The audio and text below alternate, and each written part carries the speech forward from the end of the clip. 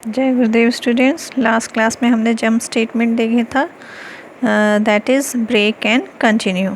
ठीक है, तो उन दोनों के साथ ही हमने देखा था कि लूप के अंदर, जैसे ये फॉर लूप है तो फॉर लूप के अंदर हम कंडीशन चेक करते हैं और कंडीशन अगर ट्रू है, हो गई है ना, तो लूप से टर्मिनेट होके हम बाहर आ जाते हैं ब्रेक में। और कंटिन्यू में क्या होता है कि अगर कंडीशन ट्रू भी है तब भी हमारा लूप जो है वो पूरा रेंज जहाँ तक है वो चलती रहती है ना।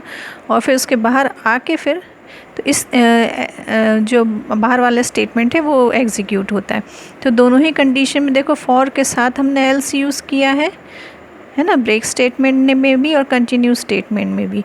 इसी तरह से इसको कहते हैं लूप एल्स स्टेटमेंट। ठीक है, जो लूपिंग के साथ यूज़ होती है। जैसे अभी तक हमने इफ़ एल्स स्टेटमेंट पढ़ा था जो सिर्फ इफ़ के साथ यूज़ होती है।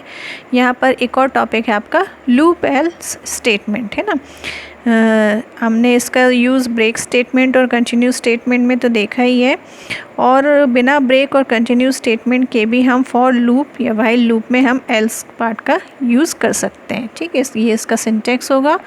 फॉर लूप, उसके अंदर का स्टेटमेंट, इसका मतलब ये है कि फॉर लूप में जितना रेंज दी हुई है वो एग्जीक्यूशन के बाद फिर एल्स में आके एल्स वाली स्टेटमेंट एग्जीक्यूट होगी, है ना। मीन्स जब तक लूप ट्रू है तो लूप चलेगा, अदरवाइज जैसे ही लूप फॉल्स होता है तो एल्स वाली स्टेटमेंट आएगी और एल्स वाली स्टेटमेंट प्रिंट हो जाएगी। फॉर एग्जांपल ये दिया हुआ एक एग्जांपल आपको, for a in range 1 to 4 means a की वैल्यू 1 से स्टार्ट होगी और 3 तक चलेगी, है ना। 1 2 3 3 टाइम्स। तो पहले ए की वैल्यू 1 है, फिर ये एग्जीक्यूट होगा, एलिमेंट इज़, फिर प्रिंट हो जाएगा ए कितना है अभी 1 है तो 1 प्रिंट हो जाएगा, है ना। फिर वापस ये लूप चलेगा, ए की वैल्यू अब 2 होगी, फिर से वो एलिमेंट इज़ 2 प्रिंट कर देगा। फिर वापस ये लूप चलेगा, फिर से अब ए की वैल्यू 3 हो जाएगी तो एलिमेंट इज़ 3 प्रिंट कर देगा। फिर लूप चलेगा, अब ए की वैल्यू 4 हो जाएगी तो ये तो अब रेंज पूरी हो गई, क्योंकि रेंज से 1 माइनस तक चलता है ये।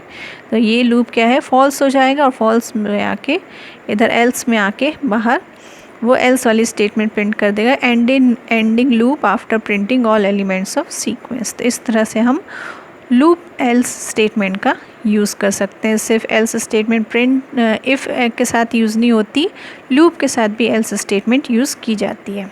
ठीक है।